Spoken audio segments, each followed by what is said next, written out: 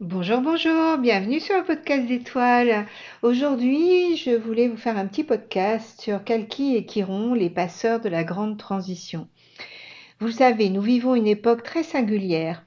Les anciens repères semblent vaciller, les modèles économiques, politiques, sociaux et même spirituels montrent leurs limites. Et on ressent pour beaucoup d'entre nous qu'un monde est en train de s'achever et on ne discerne pas encore le monde qui est en train de naître. Et donc, on sent quand même qu'il y a la fin d'un cycle, qu'on traverse cette fin de cycle. Et la tradition hindoue décrit précisément une période sous le nom de Kali Yuga, l'âge sombre, qui est l'un des 4 grands cycles de l'humanité. Et dans cette tradition, il nous parle de Kalki, un avatar qui viendrait mettre fin au Kali Yuga. En astrologie, Chiron vient à sa manière nous aider à mettre fin à un certain monde. Chiron, cet astre découvert en 1977, pourrait s'être manifesté afin d'accompagner l'humanité dans le développement d'une conscience nouvelle de ses responsabilités envers elle-même et envers la Terre. Et donc j'ai pris le temps de lire le texte du Kalki Purana et qui nous parle donc de ce chevalier qui vient mettre fin au Kali Yuga. Et ce texte débute par une description extrêmement sombre du Kali Yuga, c'est pas une surprise, on le sait tous. Et cette époque est caractérisée par la perte progressive du sens, la corruption des valeurs spirituelles et l'inversion des principes fondamentaux. Le texte décrit Kali non seulement comme une période, mais comme une entité personnifiée, qui serait issue d'une lignée symbolique de forces destructrices telles que l'adharma, c'est-à-dire l'irreligion, la faillite morale, l'orgueil, la colère, la peur, la mort et la souffrance. Kali règne sur un monde où le mensonge devient norme, où la violence se banalise, où la spiritualité est instrumentalisée et où le pouvoir matériel remplace toute autorité intérieure. Eh bien, je trouve que ça ressemble un petit peu au monde dans lequel nous vivons, en tout cas quand on a une petite baisse de morale. Et donc, en tout cas, dans ce monde, ce qu'il est dit, c'est que les rites sont vidés de leur substance, les enseignants spirituels sont complètement discrédités, et l'être humain est coupé de toute conscience du sacré. Et donc, pourquoi Kalki apparaît? C'est parce que face à toute cette dégénérescence, les Devas, les sages et la terre elle-même vont s'adresser à Brahma, puis à Vishnu, et le déséquilibre est tellement fort que Vishnu considère que le maintien du cosmos est menacé et qu'il décide alors de s'incarner une dernière fois pour purifier, trancher et restaurer l'ordre fondamental. Donc, Kalki apparaît avec une mission claire, détruire l'influence de Kali et de ses alliés, éliminer les rois et forces qui gouvernent par la violence, la corruption, restaurer le Dharma dans sa forme originelle et permettre l'avènement d'un nouveau Satya Yuga, donc l'âge d'or. Donc, il s'agit véritablement d'une réinitialisation cosmique. Ce qui est amusant, c'est de voir que Kalki, sa naissance, il naît dans un village sacré, le Sambala, dans une famille de brahmanes, et cette naissance, évidemment, n'a rien de royal ni de spectaculaire, en tout cas en apparence, comme tous les avatars. La puissance cosmique se dissimule, vous savez, toujours dans une forme humaine ordinaire. Et le Purana insiste sur l'alignement cosmique de sa naissance. Les planètes, les étoiles, les constellations vont servir symboliquement l'enfant à naître, indiquant que son incarnation est inscrite dans l'ordre du ciel autant que dans celui de la terre. Et donc Kalki apparaît sous une forme humaine à 2 bras, afin de pouvoir agir dans le monde sans révéler immédiatement sa nature transcendante. Et ça, c'est pour vous décrire un petit peu qui est Kalki, vous voyez. Et après, en fait, on a longuement discuté avec Bernard Duchâtel, qui est un astrologue que vous connaissez sans doute. Et justement, on a évoqué Kalki et sa ressemblance avec Chiron. Et donc, l'interrogation qui est venue, c'est si Chiron représentait dans le thème natal ce que Kalki représente dans la tradition hindoue. Kalki annonce la restauration du Dharma à l'échelle du monde, et Chiron pourrait tout à fait être l'expression intérieure qui accompagne chaque être humain dans la restauration de son propre Dharma. Et cette bascule que traverse aujourd'hui l'humanité, c'est pas seulement un sentiment ou une intuition collective, parce qu'on le voit véritablement dans le ciel d'aujourd'hui, dans le ciel de juillet 2026. Il y a, d'ailleurs, il y a un astrologue que vous connaissez aussi certainement, qui s'appelle André Barbeau, qui a disparu en 2019, qui a trouvé, enfin, a beaucoup parlé de la configuration du ciel d'aujourd'hui. Il la nomme panier, les astrologues humanistes le nomment bateau, mais enfin, c'est la même configuration, qui est assez rare, où 5 planètes, Jupiter, Saturne, Uranus, Neptune et Pluton, se rassemblent selon une géométrie très précise. J'en ai parlé dans mon podcast sur la nouvelle lune du 14 juillet. Il y a un très bel article sur le site d'Yves Lenoble, si vous en avez l'envie d'aller voir, qui a été traduit d'un Américain qui parle de ce que André Barbeau disait à l'époque. En fait, il avait établi, à partir de plusieurs siècles d'éphémérides, etc., qu'un resserrement de ces planètes lentes coïncidait avec les grandes crises de l'humanité. Donc, c'est pourquoi on me dit qu'André Barbeau avait prédit le Covid, parce que avec cette étude de resserrement des planètes, autrement nommé l'indice cyclique, on peut voir les grands effondrements politiques.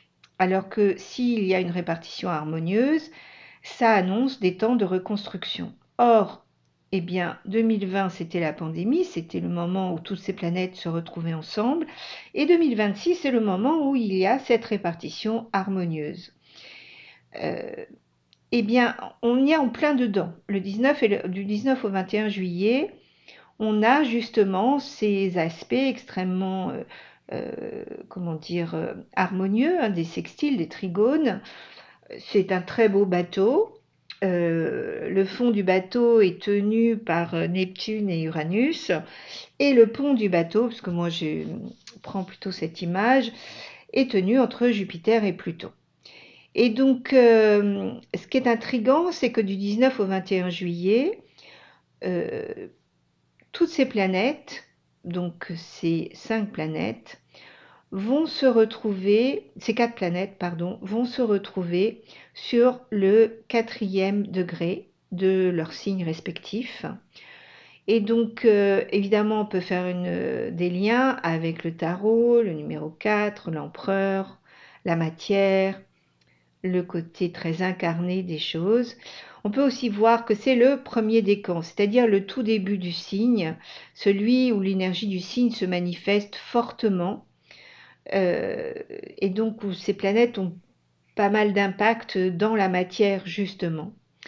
Pluton en Verseau, on l'a vu, on l'a revu, et j'ai fait des podcasts que je vous invite à regarder pour chacune de ces planètes, dans leur arrivée dans le signe, leur arrivée en fonction des maisons aussi, si vous voulez voir par rapport à votre thème.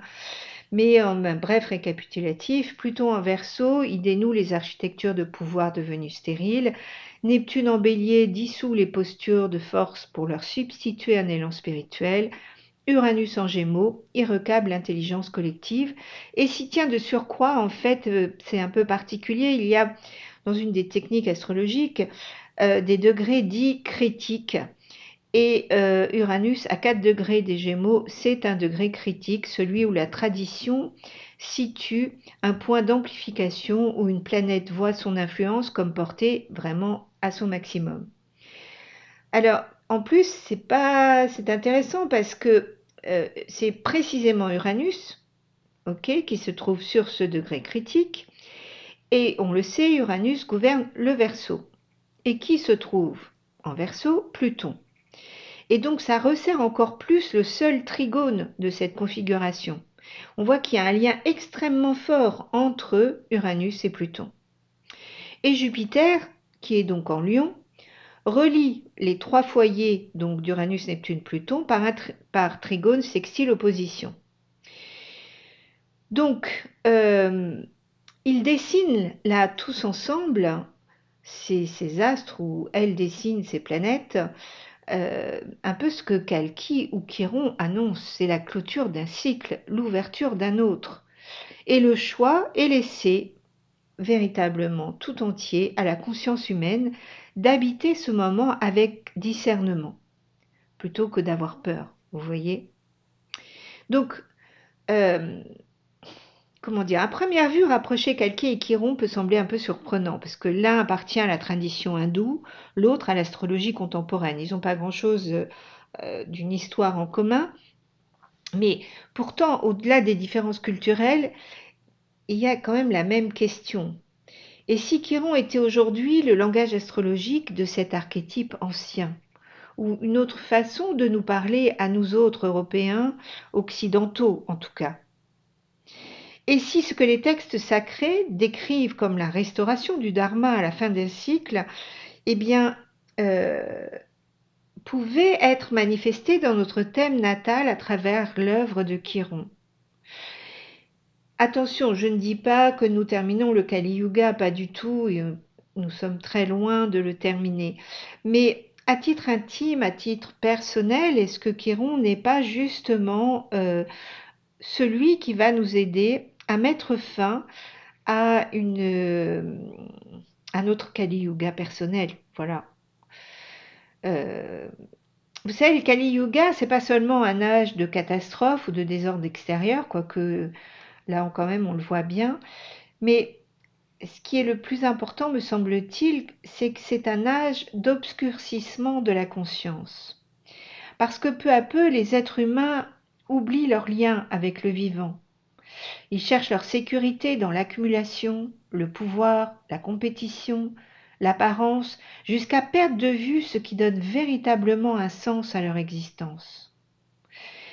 Et la tradition indienne, elle appelle le dharma. Le dharma, c'est quoi? C'est une loi qui permet à chaque être d'exprimer sa véritable nature. Le dharma, ce n'est pas une morale qui est imposée de l'extérieur, c'est plutôt l'ordre vivant qui relie chacun à sa vocation la plus authentique. Et lorsque nous vivons conformément à cette loi intérieure, nous participons naturellement à l'équilibre du monde. Et lorsque nous nous en éloignons, eh bien le désordre apparaît, non seulement dans nos vies personnelles, mais forcément dans la société tout entière. Et donc, cette perte du dharma, elle s'installe progressivement à travers une succession de petits renoncements. Vous savez, c'est tous ces moments où nous cessons d'écouter notre vérité intérieure pour répondre aux attentes extérieures. Nous adaptons notre personnalité afin d'être reconnus, aimés ou acceptés. Et peu à peu, nous construisons une identité qui fonctionne socialement, mais qui s'éloigne de la conscience de notre âme. Et c'est précisément dans un tel contexte qu'intervient Kalki. Selon les textes sacrés de l'hindouisme, euh, je l'ai dit, Kalki apparaît lorsque le Kali Yuga touche à sa fin. Il vient clore un cycle arrivé à son terme afin que puisse commencer une nouvelle époque. Le Satya Yuga, l'âge de la vérité. Et donc, son rôle, c'est vraiment de préparer les conditions d'une renaissance. Et eh bien, j'ai l'impression que Chiron, c'est justement la même chose. Il vient nous préparer, nous emmener, nous aider, nous ouvrir à une nouvelle conscience. Ce qui est intéressant, c'est de voir que Kalki, il est un peu différent des autres avatars, en fait. Il suit un chemin d'apprentissage extrêmement rigoureux.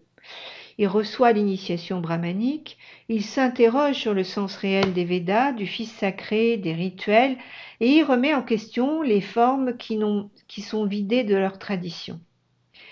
Et puis il va quitter le foyer pour vivre dans l'ashram de son maître, où il va recevoir une formation spirituelle et martiale. Ce point est important parce que Kalki, c'est un être profondément conscient qui est formé à la connaissance, à la maîtrise de soi et à l'action juste.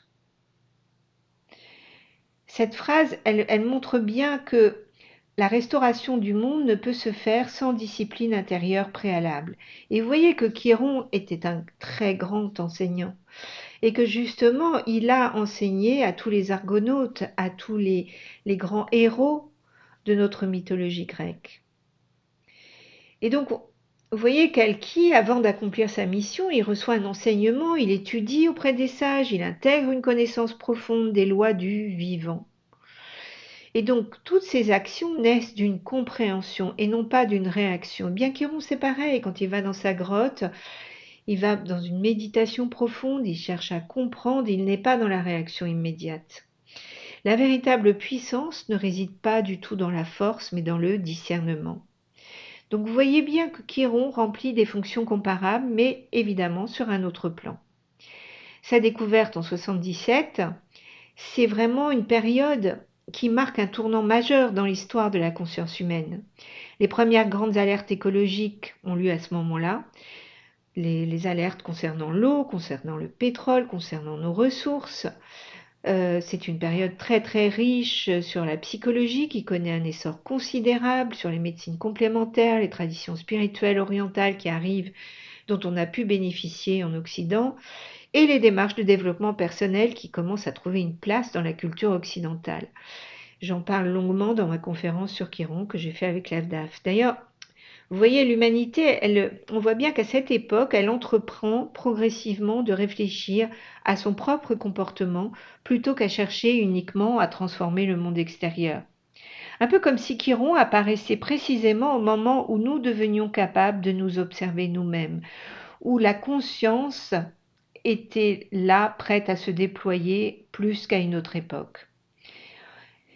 Et cette coïncidence, elle mérite quand même d'être interrogée. Pourquoi Chiron demeure invisible pendant toute l'histoire de l'astrologie avant d'apparaître précisément lorsque l'humanité commence à prendre conscience de son impact sur le vivant, de son fonctionnement psychologique, de sa responsabilité collective? Vous voyez, c'est comme si le ciel révélait un nouvel archétype au moment exact où notre évolution devenait capable de l'accueillir. Et si Kalki inaugure la fin du Kali Yuga dans la tradition hindoue, Chiron pourrait bien se représenter le visage astrologique non plus dans un récit mythologique, mais dans l'expérience intime de chaque être humain. Et dans cette perspective, Chiron est véritablement le révélateur. Il met en lumière les mécanismes que notre personnalité a développés pour s'adapter à son environnement. Ces stratégies ont souvent été nécessaires à un moment de notre histoire. Elles nous ont permis de grandir, de nous protéger ou de trouver notre place. Pourtant, elles deviennent parfois des obstacles lorsque la conscience cherche à poursuivre son évolution. Le rôle de Chiron consiste véritablement à nous accompagner vers davantage de cohérence. Il révèle les décalages entre ce que nous sommes profondément et les rôles que nous continuons à jouer. Il ne condamne pas, en fait, il éclaire. Il nous invite à laisser la personnalité devenir le reflet fidèle de la conscience de l'âme. Et cette complémentarité existe entre Kalki et Chiron, et elle apparaît également dans leurs symboles. Kalki chevauche Devadatta, un cheval blanc offert par les dieux. Et ce cheval est extrêmement puissant, il va extrêmement vite, mais il symbolise une énergie instinctive parfaitement maîtrisée, orientée vers une intention supérieure.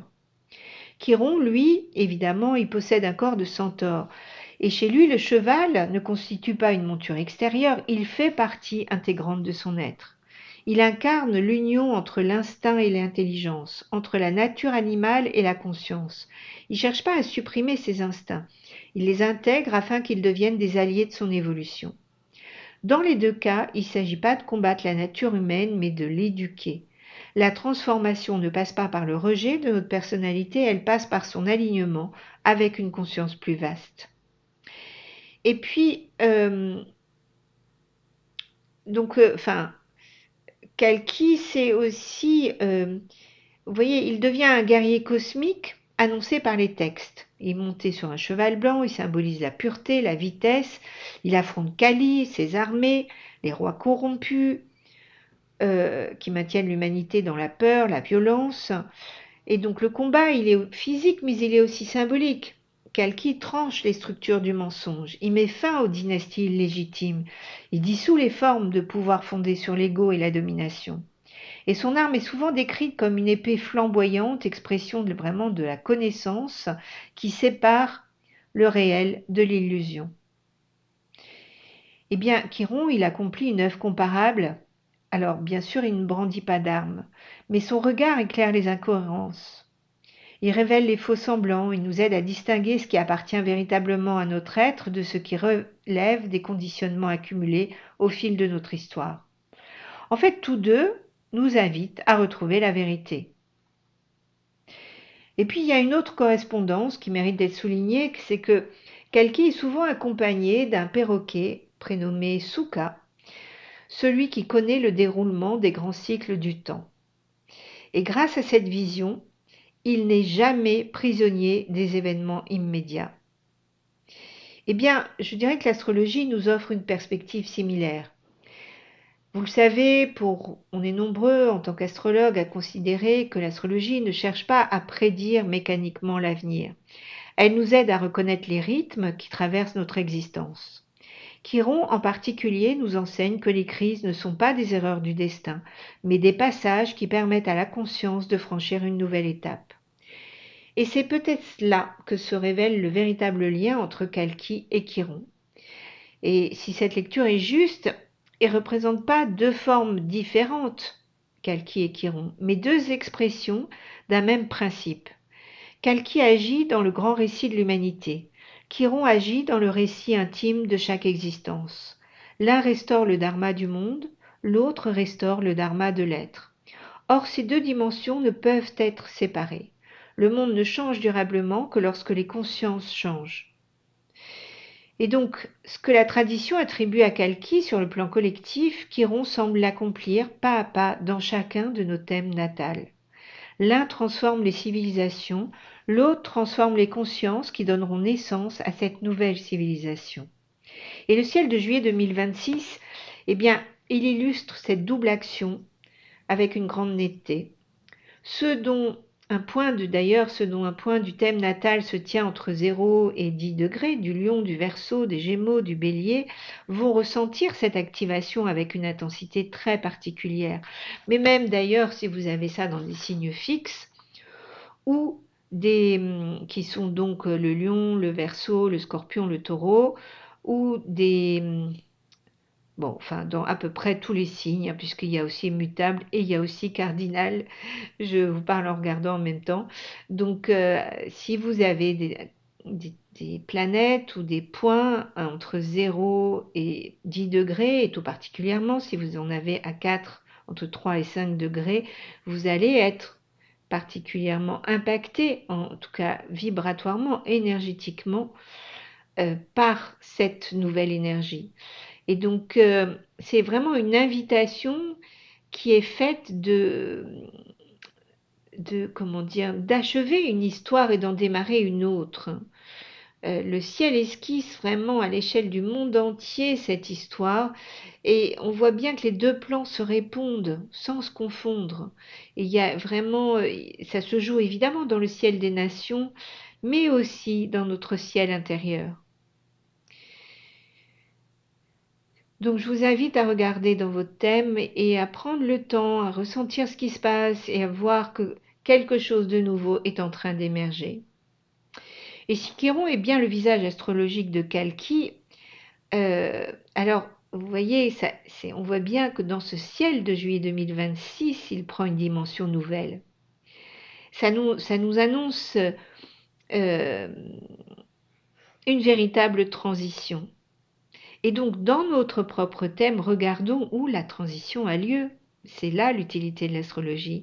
Le changement du monde, de toutes les façons, il ne peut pas s'accomplir sans le changement de l'être. Et c'est dans cette œuvre que Chiron nous prend la main pour restaurer notre propre dharma. C'est le moment de mettre la conscience à cet endroit. Parce que plus il va y avoir d'êtres humains qui accomplissent ce travail intérieur, une autre manière d'habiter le monde va devenir possible. Les changements extérieurs sont pas seulement pas seulement des changements effectués en dehors de nous, au contraire, ils sont l'expression visible d'une transformation beaucoup plus profonde dans notre intimité. Et c'est ce que nous vivons aujourd'hui, c'est ce que le ciel de ce mois de juillet vient rendre visible à tous ceux qui osent écouter, regarder et s'interroger. Et donc peut-être que nous sommes les témoins d'un changement de conscience dont les événements extérieurs ne sont que la manifestation. Et les anciens repères, vous voyez, qui se dissolvent, vont permettre de laisser émerger tout ce qui est de nouveau à l'intérieur de nous. Et on le sait, les grands archétypes demeurent, mais ils se révèlent toujours sous des formes nouvelles lorsque l'humanité est prête à les reconnaître. Et depuis des siècles, les traditions indiennes attendent Kalki comme celui qui viendra restaurer le dharma à la fin d'un cycle. Une fois Kali vaincu, Kalki restaurerait le Satya Yuga, l'âge de vérité, et le texte décrit un monde où le dharma est à nouveau vécu naturellement, la relation entre l'humain et le cosmos devient harmonieuse, la connaissance circule librement, la terre retrouve sa fertilité, et les êtres vivent plus consciemment et plus longtemps. Et Kalki, après avoir accompli sa mission, va se retirer du monde en laissant l'humanité entrer dans ce nouveau cycle libéré de l'influence de Kali. C'est intéressant parce que justement, Chiron, au niveau astronomique et au niveau astrologique, on sait qu'il ne va pas rester éternellement, qu'il va à un moment donné, il va partir. Mais on peut aussi le voir de façon plus symbolique. Si cette restauration, en fait, elle démarre pas seulement dans le monde, mais aussi au cœur de chaque être humain. Si le ciel avait choisi de nous révéler le chemin à travers Chiron, découvert précisément au moment où l'humanité devenait capable de prendre conscience de sa responsabilité envers elle-même, envers les autres, envers le vivant, alors Chiron n'est plus seulement un symbole parmi d'autres, mais il serait le visage intérieur de Kalki, celui qui nous accompagne pas à pas dans la restauration de notre propre dharma. Chaque fois qu'il tranche une illusion par le discernement ou qu'il nous invite à abandonner une adaptation qui est devenue stérile, il accomplit l'œuvre de Kalki. Vous voyez, l'œuvre que Kalki déploie à l'échelle de l'humanité. Et donc, si cette lecture est juste, le changement de civilisation n'est pas vraiment un événement qu'on subit, mais une cohérence que l'on choisit. Le dharma du monde ne pourra renaître que lorsque la lumière de chaque être aura été retrouvée. Et à l'aube de cette transition majeure que le ciel de juillet 2026 dessine, eh bien, Chiron nous offre la clé de notre propre participation à l'histoire.